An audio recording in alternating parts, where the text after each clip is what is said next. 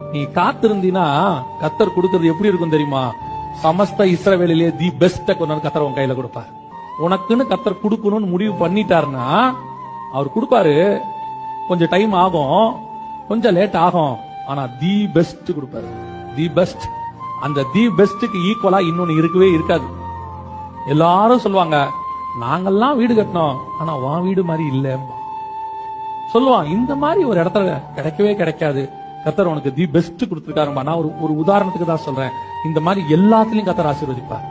அவசரப்படாதீங்க. நீ காத்திருந்தீனா கத்தர் கொடுக்கிறது எப்படி இருக்கும் தெரியுமா? சமஸ்த இஸ்ரவேலிலே தி பெஸ்ட கொண்டு கத்தர் உன் கையில கொடுப்பார். உனக்குன்னு கத்தர் கொடுக்கணும்னு முடிவு பண்ணிட்டாருன்னா அவர் கொடுப்பாரு. கொஞ்சம் டைம் ஆகும், கொஞ்சம் லேட் ஆகும், ஆனா தி பெஸ்ட் கொடுப்பாரு. The best. அந்த தி பெஸ்டுக்கு ஈக்குவலா இன்னொன்னு இருக்கவே இருக்காது. எல்லாரும் சொல்லுவாங்க, நாங்கெல்லாம் வீடு கட்டினோம், ஆனா உன் வீடு மாதிரி இல்ல சொல்லுவான். இந்த மாதிரி ஒரு இடத்துல கிடைக்கவே கிடைக்காது.